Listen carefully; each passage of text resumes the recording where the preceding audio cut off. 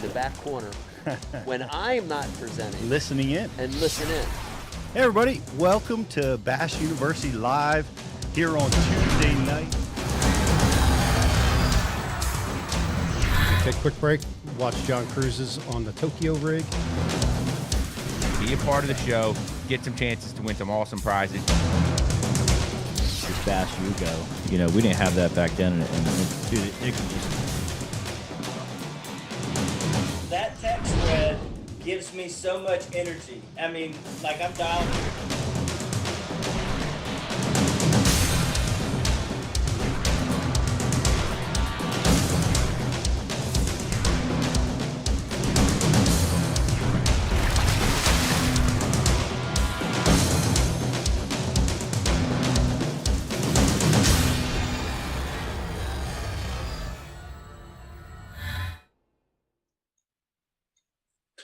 Everybody, welcome to Bash University Live. Good to have all you guys hanging out with us tonight. Really a lot going on in fishing. It's been crazy good. And I'm just thrilled tonight who we've got on the show tonight, because we got two super champions, and awful glad to have them with us. I'm psyched to be able to bring them to you guys. But we're going to kick off the show with Hank Cherry. He's going to be on with us. Almost had a three-peat at the Classic here recently, and is fishing strong, just at the top of his game. And it's Hank's one of the best Bash U instructors. Looking forward to bringing him onto the show. He's going to be dropping a brand new Hank Cherry Signature Series item and on the show tonight. So we want to look forward to that. Of course, bring your questions for Hank. It's going to be great. And we've got, one of the greatest fish catches. You know, it's so amazing. I thought Drew Cook had the greatest fish catch in the history of the world, was 712 to win on Santee, but Bobby Lane catches a fish with virtually no time on the clock to win the MLF Red Crest. It's just amazing. He won it with no time to spare, just heavy enough to score and win that derby. Man, just so awesome. I was just thrilled watching all the fishing that's been happening recently. It's so much fun to watch all the live coverage. So those guys are all going to be hanging out with us tonight, all hanging out live from TackleDirect Studios here at the Bash University. And we're thrilled to have them, thrilled to have you guys with us. So bring your questions. We love the questions. We use them on the air. We always hook you guys up with something cool. And Bash University is rocking and rolling. We have new content releases every single weekend, and we've started to look at some guests down the road, something for you guys to look forward to on the live show. You can look forward to seeing Brian Thrift coming up at a recent show. We're going to be also live from the Bassmaster Open. I'm going to be down at the Open on the James River, so make sure to check that out. I'll be telling you the suffering, the trials and tribulations of battling early pre-spawn fish. Hopefully the flight's amazing. That river is supposed to be on fire in the pre-spawn, so I'm really excited about that. I'll be live from the Bass University house down at the Open. And of course, we got Randy Howell coming up real soon. Really excited about that show. It's going to be fun. Caught his personal best twice in 1 week. And just really awesome after such a illustrious career. Of course, winning the Classic and a bunch of other stuff. And in one tournament, he catches his PB twice. So going to be really cool to put that all together. Riz, you helped me with that schedule, man. It's going to be we got a lot of great shows coming up. Yeah, we do, Pete. It's always a treat to talk to these guys. And I mean, you know, when you get to talk to Brian Thrift about some big baits in the pre-spawn, I mean, what can really be better?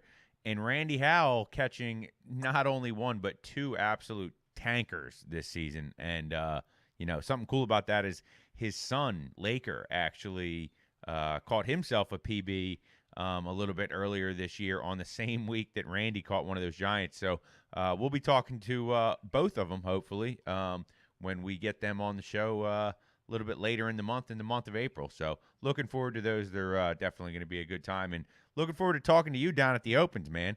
We want to get inside the groove, inside the mojo at the Bash U house. So we'll be looking forward to hearing from you. We may have a surprise guest at the Bass U House. Okay. This, of course, Ike is not going to be at the Bass U House on the James River with us this year. He's going to be usually stays with his in-laws that they live in that area, so we don't see him on the James River. But good friend, longtime Bass U instructor, saw him at the Classic briefly, and it was great to talk to him. But Ishama nice is going to be at the Bass Open, the Bass University House down at the James, and that'll be cool to see him. Is he doing all the Northerns? He is. He's doing the Northern, but he's got a conflict because he's double qualified for the heavy hitters derby that takes place in East Texas like the same week. So if he's catching them, we might not see him, but if he has a crummy derby, then we'll look forward to seeing him. So either way, it's a win for us, and so we'll see what happens. But personal best, Randy Howe got his. Speaking of, I think Alex has got a good chance of getting his this upcoming weekend, I hope. I sure hope so, Pete. I'm not sure if those caliber of bass live in the lake that I'll be fishing, but I can sure try. I might catch a walleye that big, but certainly not a bass. Well, we're wishing you luck. I know the season. It's been everybody's fishing, and we're it's our turn. Us and further north, the ice is out. Everybody's getting after it, so I hope you guys are too. And hey, if you haven't got your bass boat yet, I want to invite you guys to check out bassboatforsale.com. It's the premier bass boat listing business. You can find them on their website, their business Facebook page, their Instagram, their business YouTube channel. They provide your bass boat listing the best buying traffic, top-notch exposure. Whether you need to sell your bass boat or you're looking to buy a bass boat, it's simple. We give boats exposure so buyers shop and sellers list. One-time listing fee, no commission, and your boat lists until it sells. Check it out. If you're buying or selling a boat this spring, make sure you go to bassboatforsale.com, and you can find your boat, you can sell your boat, you can get it all done right there. And we love having them as part of the show, and we love wearing our Gills gear. Thank you guys for being with us. I can't wait to get my Gills gear out on the water down at the James. And we've got a lot of other great stuff going on tonight. Riz, what else is happening? Yep. As always, we got 2 Gills Gear gift cards that we're going to be giving away during tonight's show. There'll be $25 gift cards for questions that we use on tonight's show. We also have a Facebook like and share going on, guys. That's going to be a $50 sponsor pack. All you got to do is like and share tonight's feed, and you'll get entered in for a chance to win that. And then also at the end of tonight's show, we got a grand prize going on. That's going to be a $100 prize pack from all of our amazing sponsors here at the Bass University. That will include some Rapala products, some missile products, some Bass University official gear. Guys, we're going to do a trivia question towards the end of the show. You'll get entered in for a chance to win that just by being a member of the program. If you haven't signed up yet, right now is a great time to do it. Sign up right now, last day, 50 days for free. You get unlimited access to the entire Bass University program. That's over 1,000 videos. We're currently releasing 3 new videos a week, all with one goal in mind, to help you catch more big fish. Go ahead, get signed up, get over there, join the program. We want to hear from you. Pete, we also have Hank Cherry ready to join us and hop in. If we want to slide him in, get talking to the not once but twice champ, Mr. Hank Cherry. Let's get him queued up. Yeah, we're very excited to have him with us as usual. And there he is. I see him, the double champ, Hank Cherry, buddy. It's good to have him. Look at that. He's even good at getting his Zoom feed on tight for us. How you doing, man? I'm doing good. How are you? Man, we're doing good. There's been a lot of crazy fishing going on. That elite that you fished down on Santee was that Drew Cook catch at the end of the day was amazing. 7-12 and got him the win. It's just been some exciting fishing going on. Oh yeah, all across the board. Down there, it was just a crazy time, and you never knew when you were going to turn the corner and just run into a bunch of big ones. And hats off to him, where he won traditionally. There's not a lot of tournaments won right there, but just happened to be the perfect storm, and he did a great job. Yeah, he sure did. You did pretty good too. I mean, you know, you've been fishing pretty good. You fished good at the Classic, but you definitely fished good at Santee as well. I did. I got a little hard-headed the second day when I had that bed full of big ones, and I had my mind made up that I was either going to set it on fire or I was going to burn it down, one of the two. And I pretty much went down in flames the second day because I sat there all day on those big ones. But the only thing I'm missing is a blue trophy. And I saw it swimming in front of me. I don't know that I could win, but I knew that it was going to give me the chance to go out the third day up there where I needed to be. And I knew if I didn't catch them, I was still with what I had was going to make the cut. And I was okay with that. And I made that decision. It was probably the wrong one at the time, but seeing 3 fish over 7 pounds on one bed with 2 big males, I probably would have done it again. Good night. What was the outcome of that? Like nothing. You couldn't trigger any of the fish, or just they. I got one of the big ones to bite when I first found them on the first slip. She caught it going down, and I jerked, and she took my claws. And then I had to get reset up, and then I caught one of the males. It was like a 3.5 pounder. And on the very next flip, I was talking to my camera guy, and I looked back, and my line had shot off, and one of the big ones had taken it off the bed. I reared back, second hook on it, and it took my bait, and they never bit again. But they never moved. That's what was so weird. They wouldn't move. I could sit it there and shake it. I could run it into them. I could hop it over them. But I literally could hop it over one, hop it over the next one, hop it over the next one, get it out of the bed, do it again. But the day before I did that, and it was 6 pounder. On the other side of the dock, it was 5, 6, 6. So, I mean, it is what it is. Yeah. Well, that was a monster bag. Would you have 26 or so on day one? I had right at 27 pounds. Man, that place is awesome. And we got to see a lot of it. The aerial, the drone footage was amazing. But I remember fishing. I've been there for a decade maybe. But those big ones get in like water this deep. It's crazy how shallow they get. Well, what happened, they were shallow, and then the water was coming up the 2 days, 3 days while we were there. So it got more water on top of them. So it would fool you because you would hear guys saying they're fishing for a big one, and it wouldn't be so big because it would be the male in there, not the female. And then somebody would say, oh, it's a 4 pounder. And then you catch him and it's a 7 pounder. It would be very, very, very, proportion was way out with the water, but they were tough to see. Like I said, I kept both my sunglasses in there the whole time, and I kept switching from the Sightmaster to the green bronze back and forth, depending on light penetration to what I could see down in the water. But the cool thing about Santee this time is the water overall was as clear as I've ever seen it there. Like in some places you can see the bottom and all the shells in 4 foot of water for just miles. That's amazing, especially because there's not grass there like there used to be. So that water's that kind of clarity is surprising, I guess. It was very, I told people when we got there, it was very weird. The river section was dirty, and there were some places around that Potato Creek that had color. And when the wind blew, of course, it colored it up. But overall, like the bottom lake, I mean, it was like eerie clear. Like it was just, I mean, it was very, very just like, this just doesn't seem right. Something's wrong. I mean, nothing's wrong with the place. It's as healthy as it's ever been, but I've just never seen the water clear.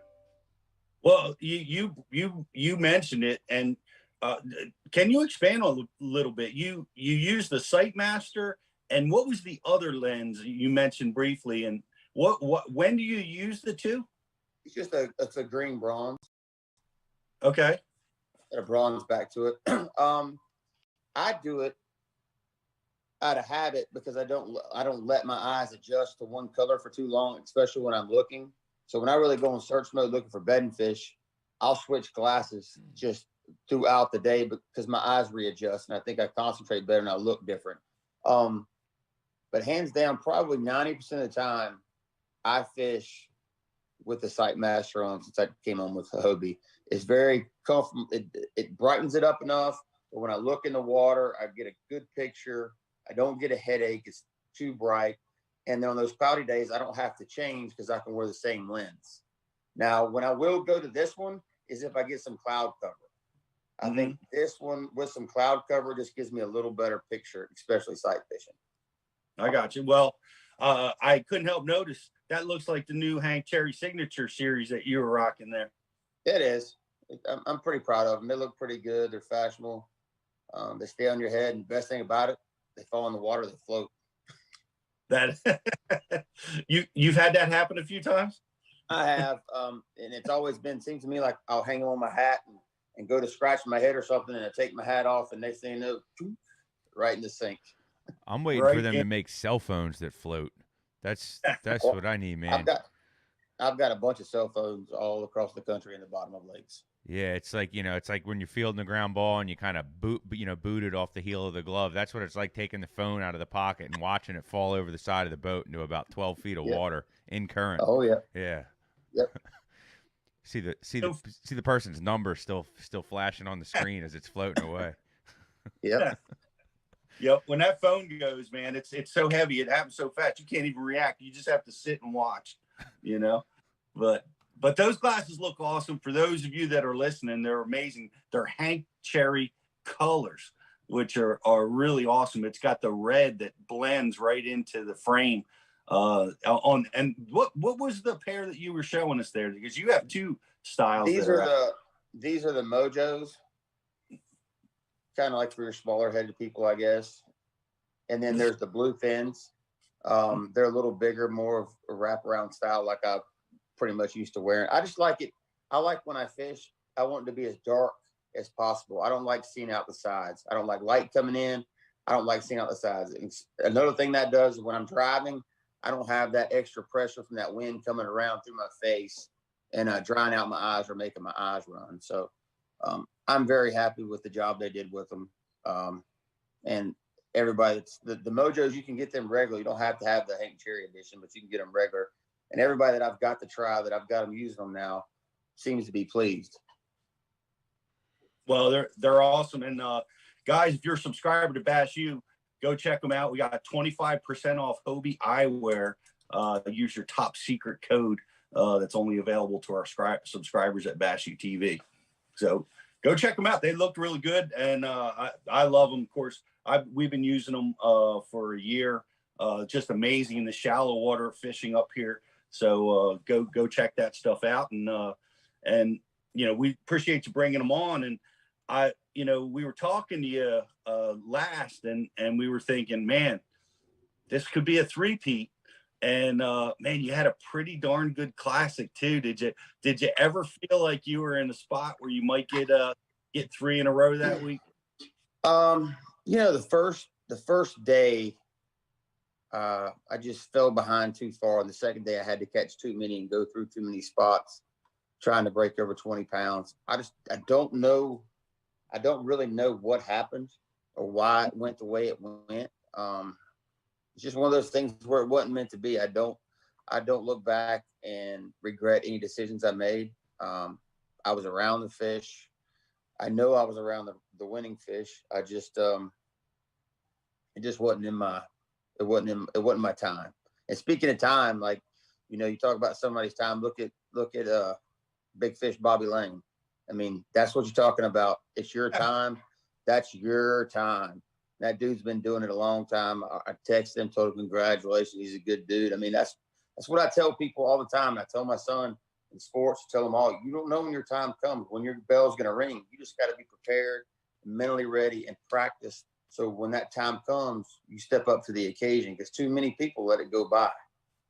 And that's true in life and fishing and anything else you do.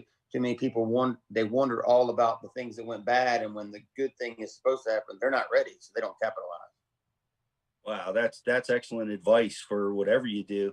And Bobby Lane sure did capitalize on it, and it was great. It was great to see what a minute or two left on the clock to be able to catch that winning fish and go through the trauma. We're going to be talking to him about it shortly, but that was an amazing finish. Oh yeah, definitely. And like I said, Bobby's one of those guys. Bobby's been doing it a long time. He's fished in about every league there ever was. Actually, my first, I guess you'd call, professional tournament was an Everstart on Lake Okeechobee, and Bobby and I made the top 10. That's the first time I ever met him. But Bobby's been one of those guys who he doesn't care where he is, who he's fishing against, what it is. He just wants to win and he wants to fish. I mean, that's just what he is. He's got his own style, his own thing, his own unique personality. He's not like Chris. Chris isn't like Arnie. Bobby's like a one-of-a-kind dude. He's an excellent, excellent fisherman. You talk about stats and look up stuff. Just take some time if you don't really know a lot about Bobby and just go look at his career stats and what exactly he's done. And that dude's had one heck of a career. He really has. He's won a lot. He's won at all levels. And, he just picked up a championship. So, it's really cool. But he has that, it's kind of like you. And it reminds me of you in this way, like Jason Christie, like persistence, really, even in the face of, like you did with those spawning fish, where you stuck with it. And most times that's going to benefit you, like Christie did at the Classic, where he locked that jig into his hand and Bobby locked that jig into his hand and just persisted. There's something about that style of fishing where you just, it's almost to a fault. You're stubborn, Well, I don't think it's that. I just think I learned a long time ago in sports, if you're not willing, if you're not willing to go out there and give it your all and accept that something bad might happen, then you're not going to win. You got to be able to accept, hey, I might lose, but at the same time, I might win. And you got to take that chance. You got to take that leap of faith.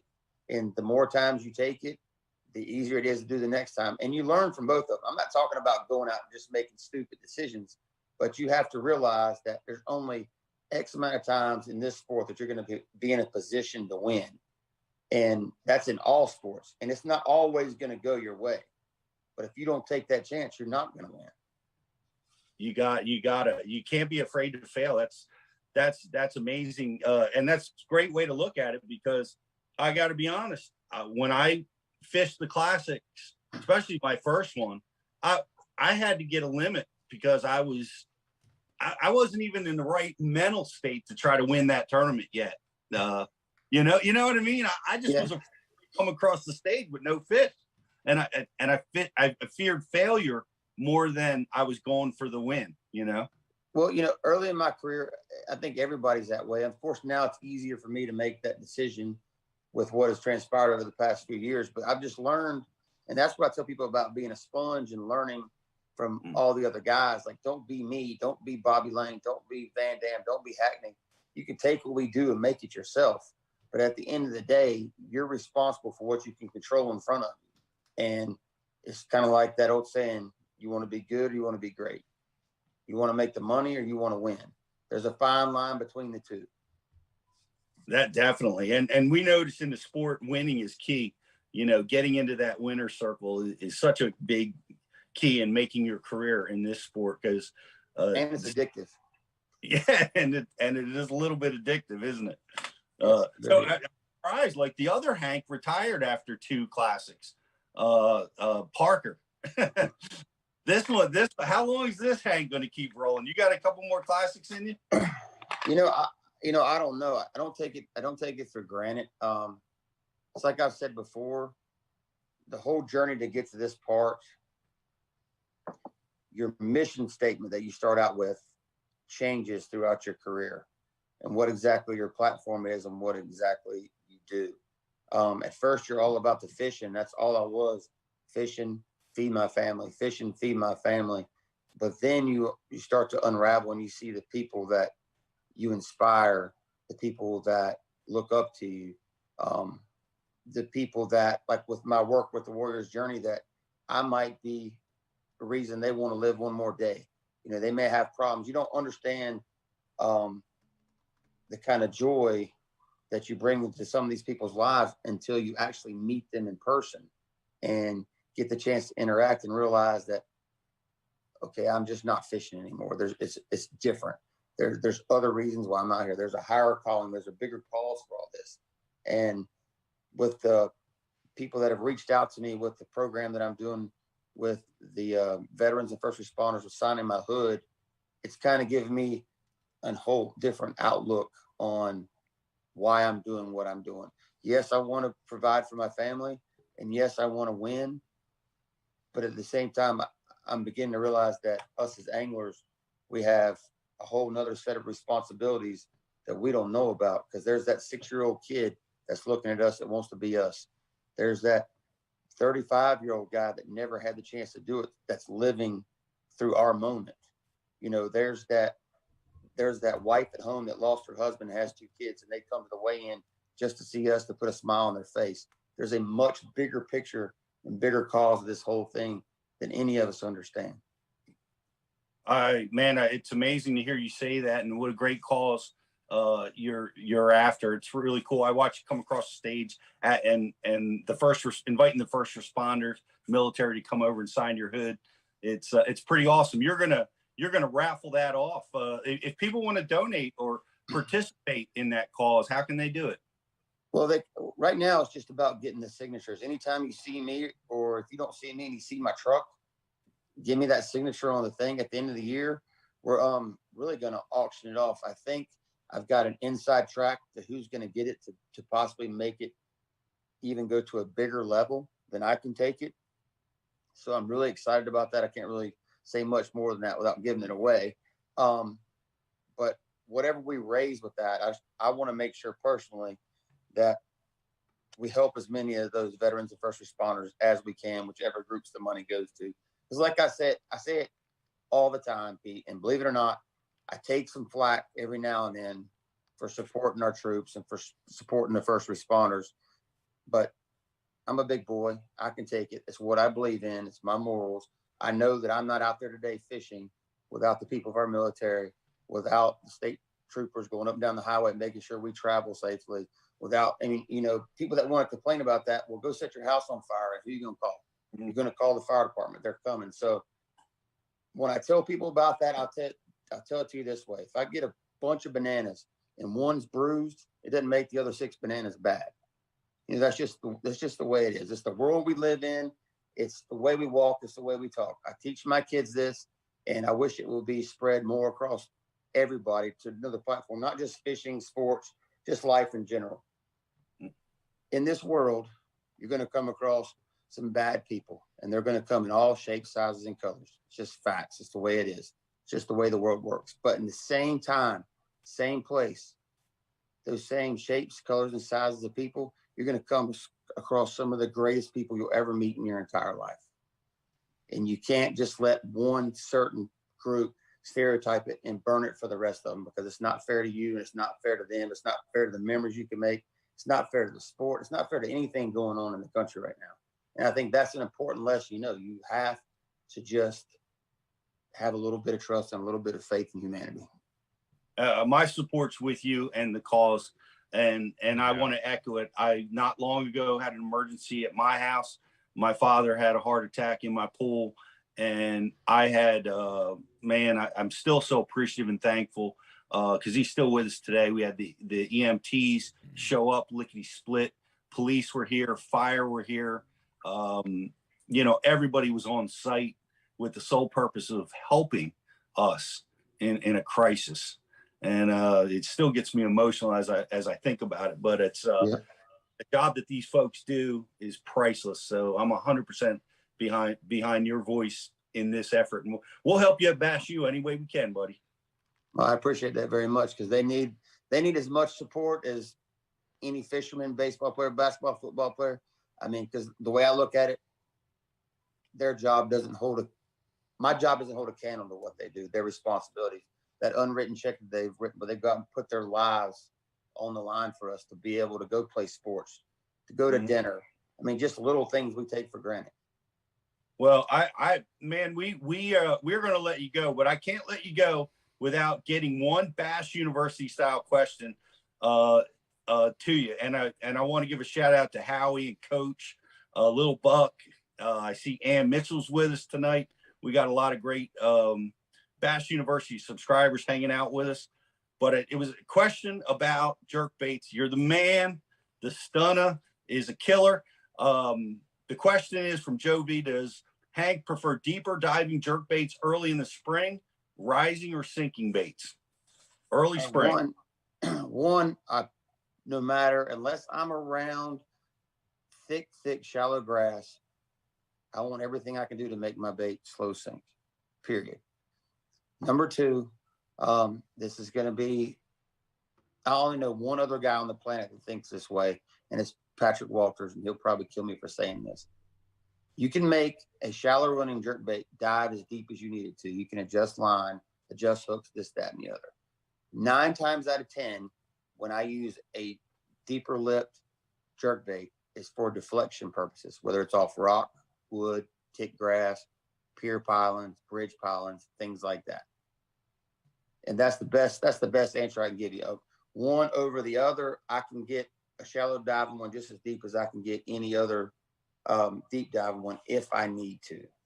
Now, there are occasions where I think that they prefer one or the other because naturally with a longer bill, you get a little different action. It's not a totally different action, but you get a little bit different action. But 9 times out of 10, if I'm throwing the deep lip, it's for deflection purposes. Excellent. Guys, for the rest of that story, go over to bashu.tv and check out Hank's seminars on jerkbait fishing. And he gives all the details. And I appreciate you doing that for our courses. And I want to give a shout out to Coach, who was your marshal, and says this dude is first class. And we know that, Coach. He definitely, and we appreciate you coming on and hanging out with us, Hank. And guys, go check out Hank's signature series sunglasses at Hobie. They're 25% off if you're a subscriber for Bash U. And we'll catch up with you again real soon, Hank. I know you're going to winter circles, I'm sure, again sometime real soon. That's all I'm fishing for. Well, we're going to be we'll be watching, and we're appreciate your calls with all the emergency responders. Guys, we're going to take a quick break, and the guy we were just talking about, Bobby Lane, just won a monster tournament, $300,000 with last minute heroics. I love this guy. Can't wait to hear the rest of the story. We're going to be right back after this.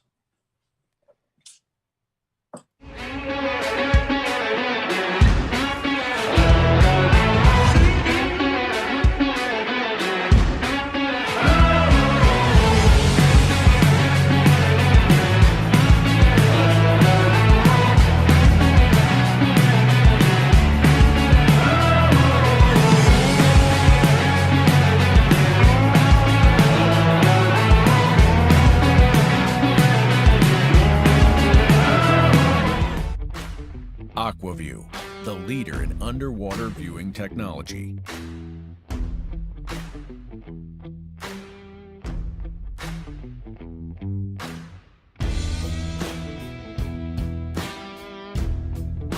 Find what you are looking for. Catch more fish. Have more fun. AquaView. Seeing is believing. Why do you love casting fishing rods? I'm truly losing less fish. Is the sensitivity of the rod. That they're made right here in North Carolina in the USA. Strongest, lightest rod, 100% made here in Sanford, North Carolina. From the drop shot rod to the flipping stick. Every rod has a purpose to it, and I rely on them all the time when I'm out there in a tournament. Durability in the John Cruz Worming series, the counterbalancing in the handle. It's the only rod I found that can withstand my hook set. Boom goes the dynamite.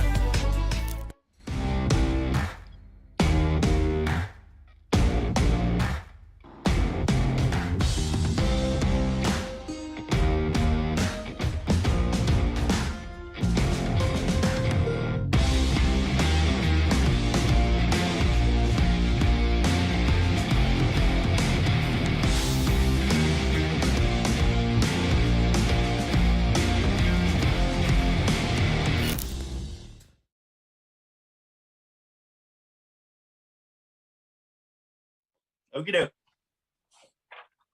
Hey, everybody. Welcome back. Bash University Live.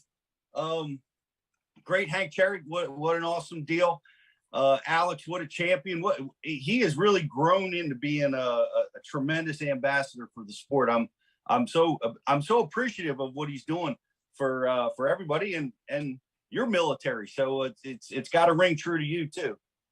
It does, yeah. And, support from Hank and anyone else now, it really goes a long way to help the first responders, the military. People might not say it means a lot to them, but it really does feel good to know that the support's behind you and everything. And, like you said, Hank's just the truest champion, there could ever be. I mean, we're even talking after we went to commercial, he said he was going to fish the opens, but decided not to because he wanted to give others the opportunity that were trying to get where he was. And I mean, if you think about it, the guy's probably giving up money so someone else has an opportunity, and that's just an awesome gesture from him. It's an awesome way to go about things, and that's what you want out of your back-to-back Bassmaster Classic champion. But I'm excited here. I know he's having a little technical difficulty, but to hear from Bobby Lane too, there was definitely a lot of last-minute heroics, a lot of very, very interesting things that went on in that tournament, and I'm excited to get the scoop on it.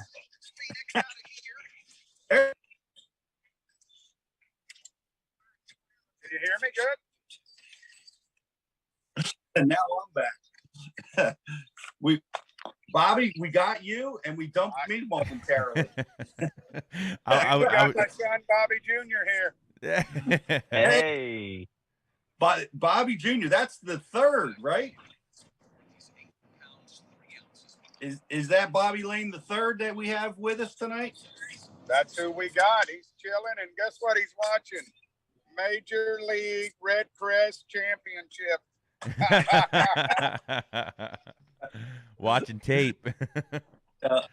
I got to be honest, Bobby. I've watched. I've been doing this a long time. I watched a lot of these tournaments. Been in a ton of them. That was the most thrilling ending that could ever happen in a fishing tournament, man. And it honestly, it just was so cool that it happened to you. I think the whole planet was rooting for you. You know what? I felt like the whole planet was rooting for me for sure. What an epic ending. I don't think you can get any closer. I don't think the scale wasn't going to get used again because that was the third way on that fish. And I'm telling you guys, man, it was just meant to be. That's all I can say. It normally goes the other way, and I did not get another bite, in the last 3 or 4 minutes there. But when that one hit 2 pounds, man, that was a deal breaker, and it got me that big baby right there, the Red Crest Trophy. I love it. It looks good back there in the passenger seat. I'm going to take it in the room tonight and sleep with it. It won't stay in the truck overnight. Where are you calling us from right now? We are in Jasper, Alabama. We left Tulsa, Oklahoma this morning. Me and my son did, and we had a busy day yesterday between news media and conference rooms, and we did on the water with Lawrence, and by the time we got back it was almost 7 o'clock, so we got a good meal, went to bed, got up early, packed everything up, and going to get a room here in about an hour or so, and then we'll be home by 4 or 5 o'clock tomorrow and celebrate my daughter's 18th birthday on Friday. Oh wow, what perfect timing. What a great way to celebrate. And you said something really key, that it was meant to be, because you hear it all, things got to go just right to win, but it didn't go just right for you. You had a few incidents early in the day that didn't go your way, that and you still won the tournament, so it seems like it's meant to be. You know what, you're right. I tried to boat flip almost 4-pounder, and it just came unbuttoned. It was unfortunate, and I had just a couple other come apart, but I stayed positive all day. That was the key. I've been in this position before. I caught that 6, those cables on 15-pound 100% Berkeley fluorocarbon. I mean, a lot of things could have gone wrong, and nothing did back there. And that's kind of when the train started rolling, man. Is when I saw where those fish were. They were like in a foot to less of water. I mean, it was unbelievable how shallow they were, and that's when the train started ticking. And the other guys, I felt like all the jerkbait fish and the Miki fish or whatever anybody else was doing, those fish were migrating to where I was fishing, not their fish, but the area I was in. Those deeper fish were migrating to that shallow water, and the water came up 3 foot and kind of stabilized in a couple of days there. Every that water would hit a perfect temp, man, and those fish on Grand Lake, I've seen it so many times before. In a matter of 10, 20, 30 minutes, they can go from being there to somewhere else that quick. And when they get there, it's like finding fresh fish on the bed, man. All you got to do is get your bait near them. And when they eat really good. I mean, it was hard to get the hooks out of their mouth. Like, they just don't barely grab it. It is unbelievable when they get up that shallow. It was back to that 6-pounder. I think we all had our hearts in our throat as you were like grabbing that line under one cable, and I'm like, oh my God, does he have braid? Is he got fluoro? What? And he's grinding that cable with a 6-pounder on the other end, and we couldn't see the fish at first. You were telling us you saw the fish and said how big it was. And man, oh man, you had our hearts in our throat for that one. But what an amazing job that line did holding up. Yeah, that was a 7-foot heavy Fantasista X. I had it on a Revo MGX 8-to-1, and I had 100% 15-pound Berkeley 100% fluorocarbon. That's what I caught all the fish on late. And man, that stuff is strong. I mean, from dock cables to trees to logs. I've used it for years, and it's my go-to line for a lot of baits, and it's a killer. It gives the bait enough action, but it's not too heavy to where, you feel like you're fishing any kind of rope. That 15 is so strong. I've hauled 6-pounders like that from Texas, Oklahoma, Tennessee, all over the place, down in Florida, and it's given me the confidence to know that it can handle a big fish, and it definitely. I put it to the test on that one, man, and it once again prevailed in the end. Is that your go-to 15-pound line when you're flipping? That's crazy. Do what now? Yeah.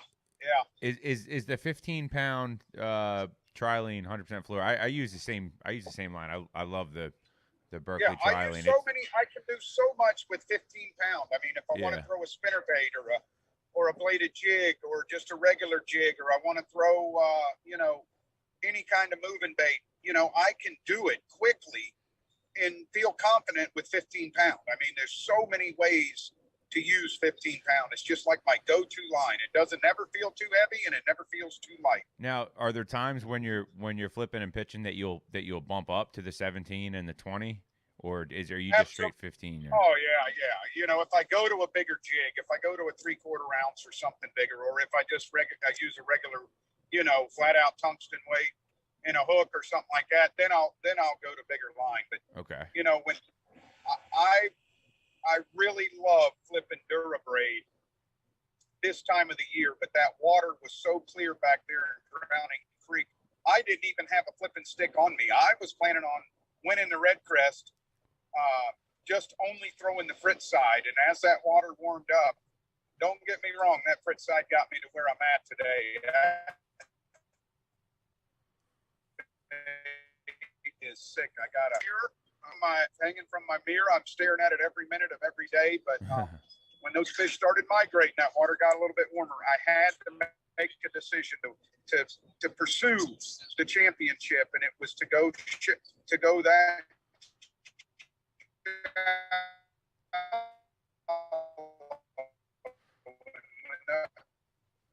I got one bite. Gave me enough confidence to stay up there for that last 30, 45 minutes. And man, you guys still there? Yeah, we're still here. You're going through central Alabama, so our signal got a little choppy on that one. And but you want me to pull over? Hey guys, I can pull over if it's good right now. Yeah, I won't lose you.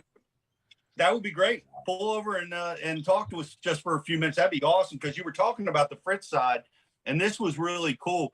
You were all over that Fritz side, and I think you were using a HD crawl pattern, if I remember correctly. Can you see?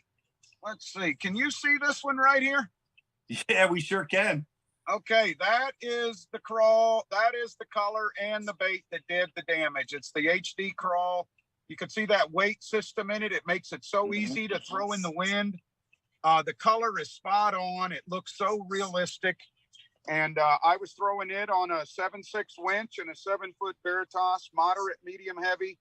I had a Xenon X. I had a Revo STX, and I had a Revo MGX, but they were all cranking reels, not the real slow gear, but the 6.4, 6.8 to 1, everything on 12-pound, 100% fluorocarbon, Berkeley, of course, and focusing on the backs of all the creeks like Duck Creek, Horse Creek, Drowning Creek, Honey Creek. I burned 35 gallons of gas the first day of the event, checking all those areas, and it worked out beautifully, man. And then, as the week went on, I felt like Drowning Creek was going to be the area. If I had a shot to win, I needed to really stay around that area for the third period, because that's when those fish seem to bite the best. Well, you were tight too. I noticed that. I mean, you couldn't fit a quarter between your boat and those rock walls, man. You were right up there. So I love doing that kind of fishing. You can kind of catch them suspending a little bit, but you can also catch them if they slip up on the rocks to get warm. And that Fritz side is perfect for that. It'll catch them in 2 foot. But when your Lowrance sonar started to drop down into 5-6 foot of water, it wouldn't go much deeper than 8 or 9, but they would hover and suspend right in that area earlier in the day. And that Fritz side coming across there, man, they just couldn't resist it. The color was spot on. I mean, when I hooked one, I had them, 6 hooks in those fish. It wasn't like, oh, he's got 1 hook. I mean, it was tattooed across their face, just the way you want it.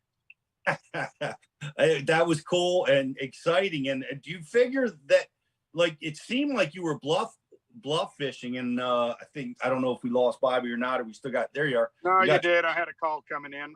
Do you believe that? I had a call coming in. I'm surprised we went this long without a call coming in, but was it the rising water that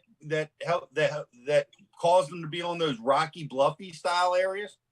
Well, not actually. The water, when we got there, the water was 2.5 foot low or 2 foot low of full pool.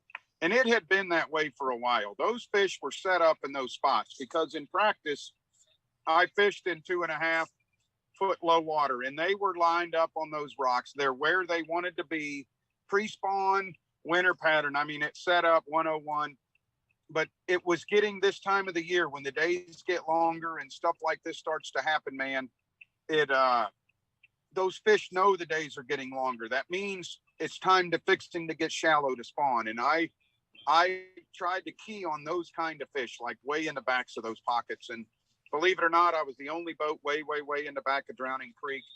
And as the water came up, they did not move the first 2 or 3 days of the event. Even in the knockout round, they were still there. It was actually in the championship round at 2 o'clock is when they started to go to the backs of those places. I think the water stabled enough, warmed up enough, and they were tired of being out there hovering around a little bit. And all they did was sneak around the corner, and it was you could call your shot if you found something with 1.5 foot, 2 foot of water on it, and it looked like it was connected to the bank. You could almost get a bite on every other one. It was unbelievable. It was. I mean, we got to see it. I want to back up one little bit because Lil Buck on our IM board, Alex, we would need to make sure we hook him up with a Bash U gift. And but he asked about the Fritz side. What was your cadence? Were you burning? Were you fast, slow, retrieve, banging stuff? What were you trying to do with that crankbait? Yep. So the way I like to retrieve those crankbaits, you could tell, like you said, I was tucked up against those bluff walls or those little pockets in the back. And what I would do is reach that 7.6 out so I could crawl it right along the deeper part of it. Those fish like to hover around that stuff. And as it warms, they'll get a little higher. But the retrieve was kind of just steady for me. The reels do the work. That's why I like the 6.4, 6.8 to 1. You can kind of burn it and it's still not too fast. You can slow it down. When you bump a rock, I always like to just stop the bait. The Fritz side suspends, which is perfect, just like a jerkbait. When that thing comes wiggling across a rock and then it bumps it and stops, those fish react to it. And that's what was key is keeping it in that strike zone and learning. As the week went on, I learned like where the rocks were on certain areas that I was fishing. And you would catch one day and make the exact same cast the next day, and there'd be another one set up there at some time. You might have to make a pass or two, but you could go back to that same spot and hit that same rock and another one that's set up, man. It was phenomenal. Those reels are set up perfect for cranking. I don't like really slow, and I don't like an 8-1 or 10-1 when I'm doing that. That 6-4, 6-8 to 1 is perfect on a steady retrieve. And the 12-pound keeps that bait right where it needs to be. You can really hover that thing between that 2 and 7 foot of water. It really, the perfect line set up for that. Awesome. Well, I'm gonna send it to you, Alex, for some questions from YouTube in just a minute. But I want to add, because you already said it. You made the adjustment and you were ahead of the curve, right? This is how you win the tournament, because a lot of the guys are still doing what they were doing, trying to make it work, trying to figure out different spot. But you made that adjustment, and you could hear it in your voice, like you knew once you got that first bite, especially that 6-pounder. It's like you knew what was going to go down. Just a question of, could you get yourself on the right set of docks or cover to get it done? But that was a phenomenal adjustment that you made to win the tournament. You know, I've done this a long time, Pete, and I appreciate you saying that. And I've made some great adjustments in my life, and I've come up just a little short. I've congratulated many Red Crest champions, many Bassmaster Classic champions, and I've been right there with them, so close to winning so many. But you know, when it's your time, and that scale hit 2 pounds, and it was my time. But you're right. When I did catch that 6-pounder, I had an hour and 15 minutes to go, and I had a game plan set in my mind, exactly what I was going to do and where I was going to do it, and it worked flawlessly. I mean, I couldn't write the script any better. It was next time I hope that fish just weighs 2 pounds quickly and I can get that over with, because I think I threw up in my mouth a little bit when he called 115 the second time. Like, oh my God. I've been here, I've done that, and I don't need this to happen again. Oh my God. That was euphoria, obviously, for you, because there is nobody on the planet that thought they knew. Everybody, it's like, this is the third time. There's no way it's gonna hit 2 pounds. But you played the rules to a T, got your third weigh in, and man, what a beautiful sight that must have been to see that 2-0 flash up. Oh, it was everything. It actually went to 2-1 and then locked in at 2 pounds for probably 3 or 4 seconds. I mean, it was so cool to see it in lock there. And if it would have dropped, you know, it would have been the end of the game for me. You would have been talking to Luke Clauston, and you would have been calling me anyways, but we'd have been talking about just another good tournament. And now we're talking champions. So it was amazing. My son's watching it again. We've watched it 10 times today. And my wife said she watched it 20 times and cried 20 times today to watch my emotion on that. And you know, it was nice for one to go my way, because that was it. If that fish doesn't go, then Bobby Lane isn't the Red Crest champion. And I am humbled and honored to be the Red Crest champion for sure. You're a great champ, and you always have been. But I got to be honest, I was criticizing you at that moment, right? Because I'm like on the edge of my seat. I'm like, you know, screaming at the TV. I'm like, Bobby, don't waste the time for another weigh-in. You know, just you can find another tree. You can find another log. You know, I was like, oh my gosh, is he making a mistake? You know, giving up another minute. You know, to get that was the key, man. That fish looked 2 pounds to me, and when it hit 115 so hard, so quick, I just had a feeling. Now the third weigh-in, you would think it would weigh less because the water's dripping off of it, but that fish was a legitimate 2-pounder. It probably was 2-1 the first time I weighed it. It just didn't hit the scale that way for some reason. But you're right, man. It was the problem is when you're in around those docks and you're fishing the back of them, all those docks have those big cables on them. It's not like you can slip under those cables like you can at Smith Lake. Those you have to take your Lowrance Ghost all the way out around them to get to the next dock. And I looked at the clock and I had 2 minutes and 30 seconds to go. And I'm like, man, I got to weigh this thing. And it's got to weigh, you know, it's got to weigh this time. Like, I can get to the next dock, but then I'm running so low on time, and didn't have to worry about that, Pete. That fish hit the 2 pound mark, and man, what an awesome moment in history it was. I'm awful appreciative and glad that you didn't listen to me. You know. Yeah, me too. Me too. I'm glad you weren't talking to me in my ear. Because I promise you, I was screaming at you through the TV. It was exciting, but great, amazing finish. But I'm going to throw it over to Alex. I know you're monitoring all our other stuff. Got a good question for Bobby? I sure do, Pete. There's a lot of good questions coming in on both sides. And Bobby, I'm going to ask you this question from Eric J. And Eric J., you're going to win a $25 Gills Gear card for this question. So send in your email. We'll get you hooked up with that. And Bobby, what Eric wants to know is, how do you and your brother support each other through the good and the bad times of tournament fishing? Man, what a great question. And that's what families do, man. I mean, me and my brothers, me, Arnie, and Chris, and my sister, we were raised by the best of parents. You know, we were raised to treat people with respect. And, you know, we were raised in the church also, and it's forgive and forget. And me and Chris, we have been through some tough times. Let me tell you, we've been through some great times. I mean, he's a classic champ, and now I'm a Red Crest champ. So, you know, we've forgotten the best of both worlds. But when things are low, we just tell each other, you know, Chris will always say, Bob, it's not always lollipops and candy canes. And I said, you know what? You're absolutely right. And it's little comments like that you can be having your worst day and realize that your brother just said, you know what? Life is short. Don't let yourself get too far down. I mean, I've had some miserable finishes, and so has he. And, you know, we joke about it now because we've done this for a long time. But, you know, I am so glad he's out here on tour with me, and he was there to celebrate my Red Crest win, just like I was with his classic win. But, you know, blood's thicker than water, and me and him have learned that we got beautiful kids and beautiful families, and life can get bad, but there's good on the other side, no matter what. That's amazing advice, and we all could follow it. And what a great family you have. What a great fishing family.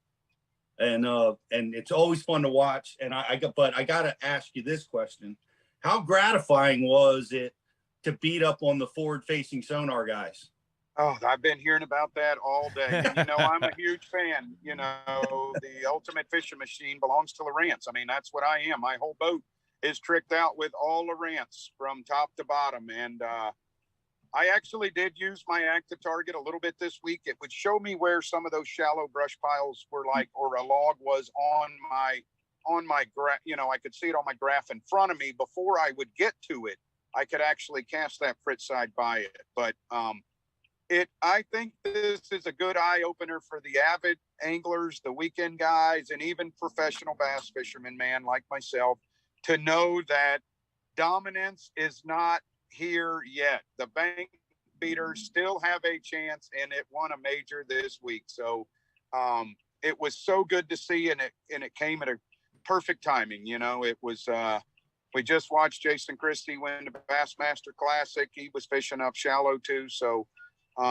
you know, it's going both ways. It's definitely enhanced bass fishing, but there is hope for some of us that like to peck around shallow fish for sure. And you did with a jig. You didn't talk about that on our show. What was the jig, the weight, the trailer, and all that? So believe it or not, the jig doesn't even have a name. It was a 1/2 ounce jig, green pumpkin orange. The trailer was a Power Bait Meaty Chunk Junior, green pumpkin. I was dipping the tail or coloring a little bit of chartreuse, and I mean little, like fingernail on each side of the trailer. And, you know, just putting it anywhere I could. That was the deal. I mean, when there's millions of jigs out there, and the one I was using, it's just a jig that I grabbed out of my box. It was really a dummy rod on my deck for 4 days. I had 2 jigs, a jerkbait, a spinnerbait,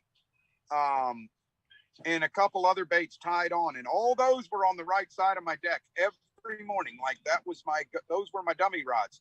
On the left side of my deck, I would have three brown HD frit sides tied on, and I would mix my dummy rods in with them so it didn't look so key. But that jig had just been laying there forever, man, and I picked it up and went to work with it. It was pretty cool.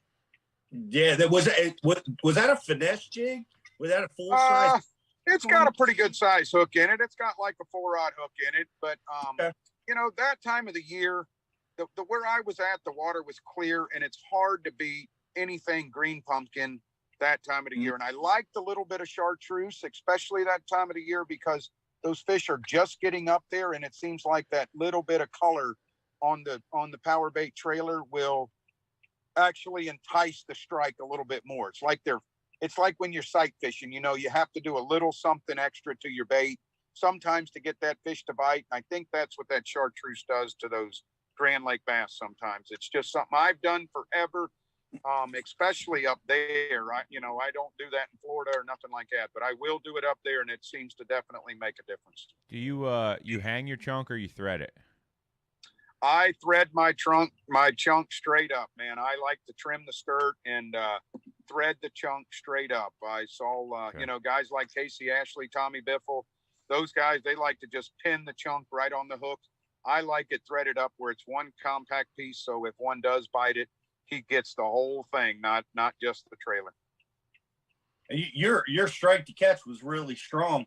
I've seen you set the hook harder than you did on some of those fish. And I was just curious about that. Was it because of your setup, or is that your normal hookup? But it seemed like you were 3/4 hook setting almost. Yep. So I do that separately. That wasn't my flipping stick that you saw like last year on Lake Harris or Lake Fork, where I had those top 10s. I was flipping 50-pound Durabraid back then, and I was using a 1/2 ounce weight with a creature hog on it. It was different. I had the General on also. All kinds of things were working, and it didn't matter. They were biting down there. But when I had a 7.6 then, and I had a left-handed reel and 50-pound Durabraid, so I was really cracking the hook on those fish with that braid, a thicker flipping hook. And when I'm using a jig, I like that 7-foot medium heavy.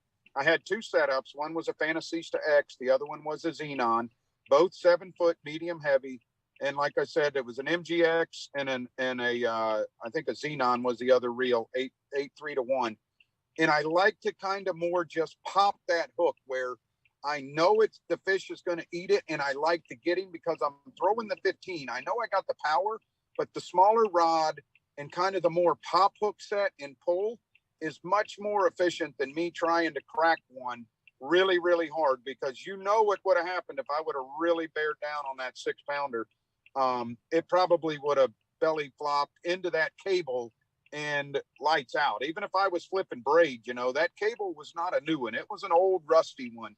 And that fish was liable to come off at any time. So I like to slow my hook set down, still efficient with a quick snap to it.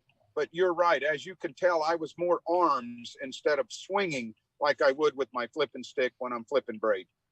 Yeah, I thought that's what I was seeing. What a wonderful explanation. And obviously it was 100% strike to catch. And we're going to let you go. I know you're anxious to get home to the family, but I want to give one more question from our social media. Send it to Alex for that.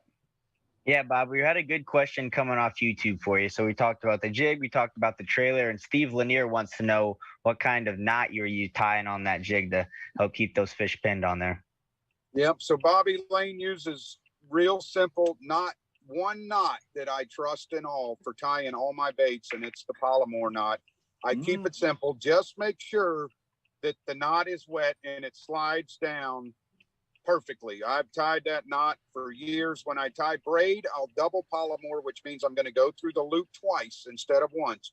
But on 100% Berkeley fluorocarbon, the Fritz side, the jig, it didn't matter. I tie the Palomar knot. I just made sure that it was wet. It's quick, it's easy, and it's super efficient.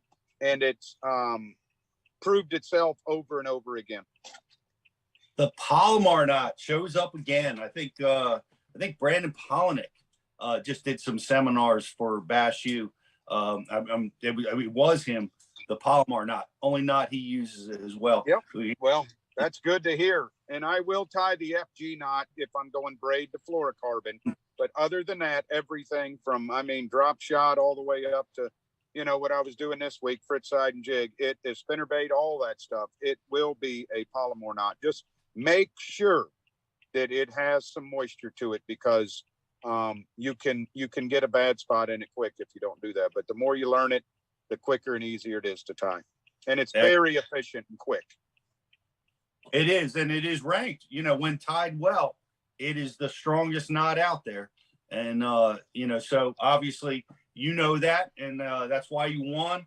I want to congratulate you again, man. I'm just so thrilled to see you win that big trophy, man. It's Look it's at this awesome. guy.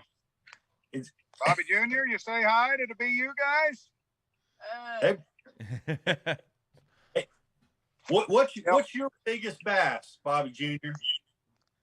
9 pounds and 3 ounces. What? 9.3. Where'd you catch that fish? It was in a phosphate pit. Yeah, we got some beauties down there. We did the Lawrence shoot the other day on Lake Hudson, and Bobby Jr. caught a 310 and a 413. And as soon as he got back in the truck, he called his mom and he said, "Guess what, Mom? I beat the Red Crest champion." I didn't catch a bass that day. That guy, he is fired up. That's a boy. I mean, that way to go. I wonder how many times Bobby Jr. has heard the story you just told us. Bobby Jr., how many times? Sir? You catching more fish than me. Not very many, but when it happens, it's special.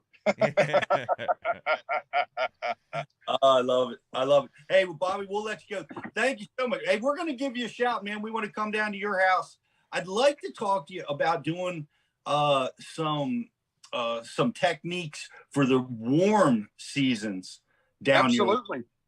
You know, we've done a lot of stuff in the cold, lot patterns that apply to the pre-spawn, spawn, post-spawn stuff, but I'd love to get some of that warm water Florida content, you know. So we'll set up, come down and see you. I would love that opportunity. You guys let me know. I'm off a little bit. Well, I'm not going to set any schedule right now. I think I'm going to have a full house here soon, but we will definitely get that done. We can, I tell you, that new spin rocket that Berkeley's got out, man, I am telling you, that thing absolutely throttles them. And I would love for you guys to get that thing on camera. And I got a few places down here that are public, and they are fun to go to. And I think, you know, the later in the summer it gets, the better that bite gets for sure. So it's like a prop bait, right? Yes, it is. It's a Berkeley spin rocket, and it is what I love about the new Berkeley baits, guys, for sure. And is the fusion hooks that come on them. You can take the Fritz side right out of the pack and throw it with all the confidence in the world, knowing you don't have to change the hooks on it. The same with the spin rocket. You take it out of the pack, you throw it. I mean, kudos to fusion hooks. I never changed the hooks on a bait all week long. I'd take them out of the pack and throw them, beating on the rocks and everything else, and I never lost a fish cranking this week. It was pretty impressive. Man, that's really hard to do. With treble hooks, it's odd you lose a lot more with all those hooks a lot of times. Yeah. Real testament to that fusion hook. It is. Well, thank you guys. Me and Bobby Jr. are going to hit the road. Horsey, you want to give them a thumbs up? You want to lean in here so they can see you, dog? All right. Yeah. Thank you guys. Champ. Appreciate it. And stay in touch, and I'm here to help, and I appreciate you guys taking your time out and having the Red Crest champion on, and I love having that title. we love it for you. Thanks so much, Bobby Lane, the champ, Red Crest champ. Thanks so much, man. Safe travels. We'll catch up with you soon. Got it, guys. Thank you. Thank you. Bobby Lane, how about it? Bobby Lane, what a deal, man. That was great. $300,000. His son's watching that over and over again. They're all watching it, reliving it over and over again. That's got to be a thrill of a lifetime. Oh yeah, you know, man, what a well-deserved title too. Like you said, I mean, he's one of the guys that he's been around, he's been through it, the highs, the lows, like you said. Yeah. You know, it's good to see. It's good to see a guy like that win one, especially the way he did it. You know, flip it, you know, fishing a jig up shallow behind docks in the nasty stuff, and pulling those absolute monsters out of that stuff makes it even better. Well, he's a killer, and I wanted to talk about this. I watched something that was pretty cool. I watched the All-Madden documentary. Have you guys seen that yet? Yeah. On ESPN. Not. Great John Madden, right? Hall of Famer, coach, greatest broadcaster ever. But I love the All-Madden team. You know, like how he would pick these guys. He would pick these guys because of toughness, because of their style, and he would just, you know, sometimes they weren't the best of the best, but he loved the way they played. And I want to go through some of my All-Madden team, because Bobby Lane is definitely on my All-Madden team. The Dean's picks. Here we go. He is definitely one of my picks, man. He's a powerhouse, a power flipper. He's been winning that way for years, and he does it with style, and I just love it. But I've got so many other picks, man. You guys want to hear the rest? Yeah. Let's hear it, yeah. Absolutely. I got to go with Greg Hackney, right? Greg Hackney is another one that he's a natural. He has charisma about him that he just to listen to him talk about that. Like when he was on Santee Cooper, you could just see him, you know, swimming in his ability there, flipping in the cypress trees and jacking up those giants. It was so awesome. I love it. Christie, another stubborn to a fault or to great success. He's on my All-Madden team. Now, one of the things that I after watching that, like he picked guys that were a little quirky, that had crazy style. Sometimes the bad boys loved it. One of his was Lawrence Taylor, you know, and for me, Lawrence Taylor is Ike. Ike's on my All-Madden team for sure. For that reason, and KVD, just the best that's ever done it. I love Ish's style. Ish is another All-Madden guy for me. Here's one of my new All-Madden team guys. And I know we all know him now, and he really showcased it to us on Fork when he crushed that tournament on Topwater. Is of course Lee Livesey. He's got to be on my team, and I got Thrift because he just catches them. He's just a killer. He's like a quiet killer, you know, and he sneaks up and he wins big all the time. Swindle because of his style. I love him. He's definitely on my All-Madden team. And here's rounding up my cleanup hitter is John Cox. Another, and it's funny. I got almost all shallow water guys on my team. I think I might like the flipping guys, you know. It's a little bit easier to tell. Pete, you like fishing shallow or fishing out deep? You know. Yeah. I like to get up. I like it all, honestly. But I love to flip. I love to set that hook, and that's the greatest moment in fishing, when you get that bite and you're about to set the hook, and you don't quite know if he's going to be 12 inches or 12 pounds. You know, you have that moment, and then you crack him, and your rod tells you whether he's a giant or not. But I'm putting you guys on the spot, man. I know I took all the good ones, but who's your pick? Oh, give me your two pick for your All-Madden team. The All-Madden team. Holy crap! Yeah, it really did put us on the spot here, Pete. And since you put me on the spot, I'm just gonna roll with my boys, man. I'm gonna go, Greg. Come on, we're rolling. You're on the All-Madden team with me, GDP. I haven't seen you in a few minutes, but you know, if we were going out, you're coming with me. Caleb, Lee, you guys are both rolling out with me on the All-Madden team. Who else we got? Caleb looks like he could be on the legit All-Madden team, man. He's like a balloon. You press a button, he just deflates. No, no. But seriously, Caleb, Lee, you're both on my team. Who else we got? John Cruz. John Cruz. I'm picking John Cruz for my All-Madden team too because he's the best. Wes Logan. He's like he's like the little sneak attack guy. He comes from behind and you don't even know it, but he comes in with a 25-pound bag on a swim jig before anybody even realized what was happening. And a little ball of hate, and he's a perfect pick. Yeah, little ball of hate. And then I gotta mix in a guy that's gonna be able to make some moves in the cold weather too. Jeff Gustafson, the Snow Leopard, and we'll go with Seth Fighter too from the Minnesotan waters up there. He's gonna be on my All-Madden team too. So I don't know how many I picked there, Pete, but I just like I said, I'm all my boys. They're on the All-Madden team. I was looking for one or two, man. You came through big. Got to pick for anybody that we didn't mention already.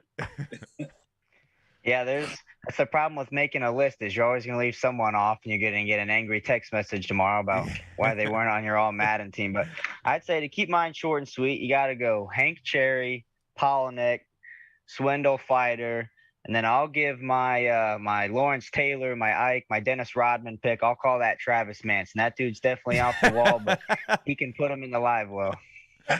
Yes, he can. Yes, he can. I love it. And you know what? It's funny. You know, these are the guys that are at it right now. But man, you know, Roland Martin is going to be the original Madden team, as Larry Nixon and Brower and Biffle. All those guys, man, just powerhouse. You know, Fritz was on the All-Madden team when he dominated for so many years. Yep. But that's fun, man. Great show, by the way. Even if you're not into football, John Madden is an amazing, charismatic guy, and ESPN did a wonderful documentary on it. A lot of people were watching Will Smith smack Chris Rock on the Oscars, but I was at that time I was watching the Madden documentary. It was cool. But check it out. Well, do we have a trivia prize? We got some stuff to give away, Riz? Yeah, we do. We hit both gift cards already in the segments there with Hank and with Bobby Lane. We got a trivia question. I'm going to go ahead and cue that up now. Get that ready for the people. The trivia question is, what pound line does Bobby Lane use on his Fritz side? His Fritz side, not his jig. We want to know what pound line does Bobby Lane use on his Fritz side. Oh, I remembered it. I couldn't have got it right away, but I remember it now. By the way, while we're waiting, you're on Wild Bills, Riz. You made Wild Bills team, All-Madden team. Billy, love you, dog. That is awesome. I love that. Wild Bills. Shout out to you, Ike, Soley, Cahill, Riz, and Cowan. That's the Jersey? Is that the Jersey All-Madden team? That's the Jersey team. I like it. Rick Clunn. Brad brings up Rick Clunn. You're right, man. I missed him. Steve Kennedy, Jared Dyer brings him up. The Canadians team, No Fish. Yeah. Gussie. Oh my gosh. They're all great picks. Jacob Wheeler. Howie Raines, of course, he's got to be there. Yep. He's Wins just like it's going out of style. As is Defo. Just so many great picks, guys, man. But it looks like we have a winner. You want a winner there, Riz? Yeah, we do have a winner. As always, it doesn't take our guys long. They stay pretty dialed in. The winner is Randall. Randall, congratulations. Send in your subscriber number to the board, and we'll get you on the list for a prize pack to get sent out there. Congratulations. 12-pound line on his Berkeley Fritz side. And man, is that a hot bait right now, or is it a hot bait? It keeps coming up, keeps getting talked about. You know, it's not a secret anymore. No. By the way, guys, go to TackleDirect. They're loaded up with the Fritz side, so you can go get them over there right now. If you can't find them at your shop, TackleDirect has got them. I love this. Eric J., all the members of the Peacocks. If you guys aren't watching the Final Four, the Peacocks from St. Peter's, New Jersey basketball team, the Cinderella story made it to 8. I forget what they call that. Sweet 16. They made it through that. They made it to the 8, and they lost. But what a great run they had. And yeah, they're definitely there, man. Great stuff. Taku Ito. It's a great one. What a cool pick, man. I love this. I love everybody weighing in on it. And guys, if you're watching over on Facebook, we still have a Facebook like and share winner we're going to pick. So take a minute, get over there and get that done and get entered into the contest, because we're going to pick you for that real soon. And that's right. And guys, if you are watching over on Facebook and you like the stuff we're doing, you like the videos we're putting out, make sure you turn on your notifications on your Facebook settings for us there, and that'll keep you up to date with what we got going on, all of our sales. And even if you are already a subscriber, make sure your notifications are turned on. That's gonna just make sure you're in the loop as far as when we're going live, all of our events, what kind of new videos we're releasing. It just kind of helps you stay on top of everything we have going on here at Bash U. So turn your notifications on. That way we can keep in touch with you. And if you're watching over on YouTube, make sure you subscribe to our channel, give us a like, and appreciate you guys watching wherever you're watching, and all you guys that are going to watch or listen to the podcast. We've got a lot more great things coming. Why Bass Boat for Sale, guys? Our mission is to be the premier bass boat outlet for listings and buyers. There's nothing but quality boats listed on Bass Boats for Sale. So if you're looking for a used boat, go check it out. We believe if our customers can't find it, it doesn't exist. Whether you need to sell your bass boat or looking to buy a bass boat, it's simple.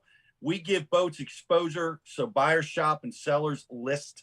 It's a great place, Bass Boats for Sale. Go check it out. And do we have a winner over there, Riz? Yeah, we do. We do have a Facebook like and share winner. Tonight's winner on the Facebook like and share is Randall Beauchamp. Randall Beauchamp, I'll be sending you a message here shortly to get your information so we can get you your prize back in the mail. Awesome, guys. We've got a lot of great Bash U Live content coming up. We have Alex Nair is going to be fishing for his PB this weekend. Where are you going to be fishing, Alex? I'm going to be at Prairie Creek Reservoir and just south of Muncie. I might catch my PB smallmouth. There's like 2 5-pound smallmouth that live in there. There's probably about 10 largemouth and then 1,300 walleye. So I might win the miscellaneous plot. I might get white bass for dinner. We'll see. You just got to go into it with a good attitude and see what happens. It's going to be interesting conditions. So we're just going to have to stay up all night watching Bass U and see what I can make happen. Dude, if you catch a bunch of walleye, I hope your fillet knife is sharp. Oh yeah, she's ready to go. We'll get the walleye, the white bass, the catfish, we'll get it all seared up. Yeah, load your freezer up with some walleye, and you'll be getting an invite to the flats here in June. Just bring down some of that white meat gold that you got there. That walleye is good stuff. We'll do a fish fry for everyone at the Ike Foundation tournament. They can have Muncie walleye and Delaware catfish. That'll get people to turn out. That sounds like a damn good time, if you ask me. Those Chesapeake catfish eat pretty good after a few Michelob Ultras and some hot grease. You know what I mean? Yep. Lots of breading on those. Lots of breading. That's right. Lots of great stuff in those Delaware River catfish. There's PCBs. There's all kinds of flavoring that just comes in natural, you know, from the bottom of the river. Yeah, that's right. They're filter feeders, Pete. I love it, guys. Well, we appreciate you guys all hanging out with us tonight, and we're going to be back with another Bash University Live next week. Riz, we got anything else on the agenda? Well, yeah, we do have just a couple of other things. I'll just kind of leak into some a little bit of info for some people of all the stuff that we have going on here at the program. Like I said earlier on in the show, we are releasing at least 3 new videos a week. The website right now has over 1,000 videos on it currently. right now on the docket, we got a Micah Fraser interview coming out tomorrow. Pete, you talked with him at the Classic, talked a little bit about, again, that Fritz side. It came up again, talked about some hooks in there. And then this one I'm really excited about. On Thursday, we'll be dropping Mike Iaconelli grass ripping, right? And that's not the grass ripping that you might think of with a chatterbait or a swim jig. This is grass ripping with a crankbait, okay? So that's when you guys are definitely going to want to tune in for.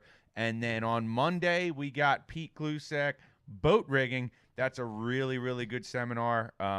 It's all about how to keep your boat right and tight and how to handle in some of those big waves off the wall conditions that we have to face as fishermen. So a lot of good stuff coming down the pipe here on Bass U TV. Make sure you stay tuned in for all of our new releases. Like I said, we're releasing 3 new videos a week. If you haven't signed up yet, now's your last chance. Pretty much 50 days for free. Get unlimited access to the whole program. Just go to bassu.tv and click on the sign up banner on the website. Awesome, guys. Thanks for hanging out with us. Appreciate you being on the IM board and all the great questions and input. Alex, thank you, man. Good luck this weekend. Thank you. Yeah, I'll let you guys know how it goes when we get done with it on Sunday. Awesome. Yeah, we want updates. Oh, I want to give a quick shout out. Speaking of tournaments, we've got the SUNY College. We've got our own Eco Bass Angler. His son, Pat Durant, and his team are competing in a national championship out there in Oklahoma right now. So we'll be pulling for them, and we'll be giving you guys some updates on social. Want to wish those guys good luck out there for this event, and give a shout out to the Eco Bass Angler. Thanks everybody for watching. Riz, I will catch up with you tomorrow. Thanks, buddy. You got us up and off the ground. Nice job. And we'll catch up with all you guys next week. Good night, everybody.